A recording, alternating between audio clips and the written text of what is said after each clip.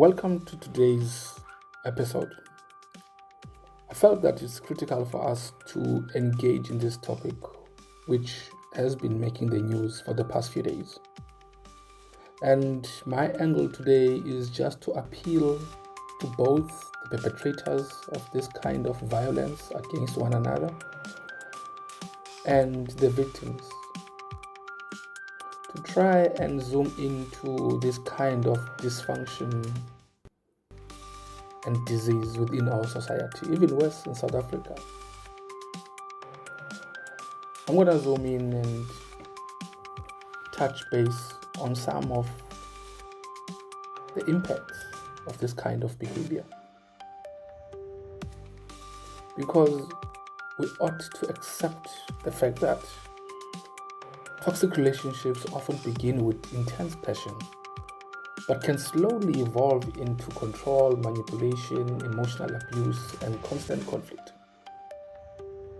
The danger lies in how this dysfunction becomes normalized. Self-doubt replaces confidence. Boundaries erode, and peace disappears, unfortunately. Over time, the impact can be severe. Victims may experience anxiety, low self-worth, trust issues, we've seen that, emotional numbness,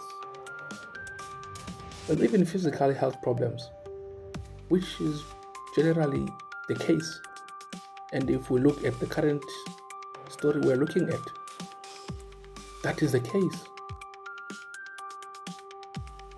Without intervention, these effects can carry into future relationships, perpetuating cycle of harm.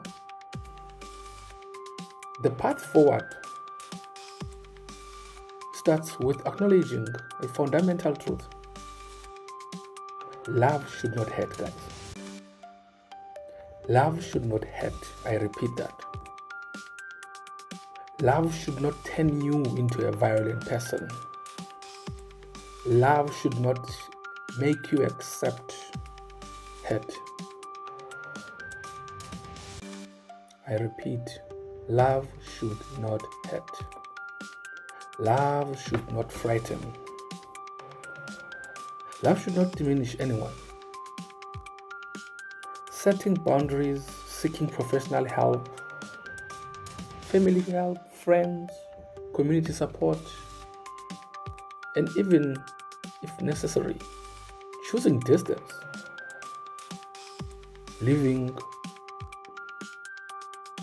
finding a shelter somewhere where it's safe, or distancing yourself to the perpetrator.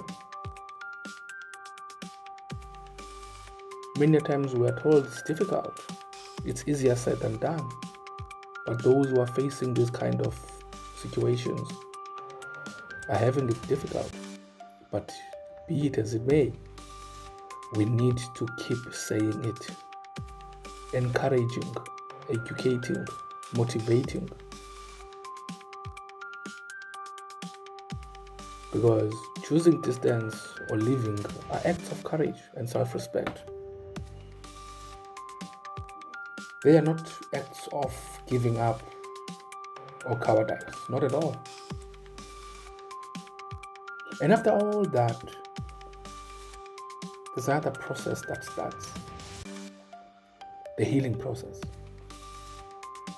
And healing is a process, and it requires time, support, and compassion. One rebuilds their identity and learn healthy relationship patterns to make it possible to move forward with strength and clarity. I hope and pray that the Snare and Junior story, amongst thousands of stories that we hear on a daily basis of gender-based violence, serve as a reminder and encouraging us that those who cause harm, they must seek help. and empowering those affected to choose safety, dignity, and they must choose themselves, most importantly. I repeat,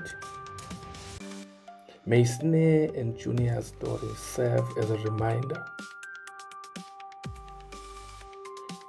May it encourage those who cause harm to others to go and seek help. May this story empower those affected for them to go and choose safety, dignity, and themselves.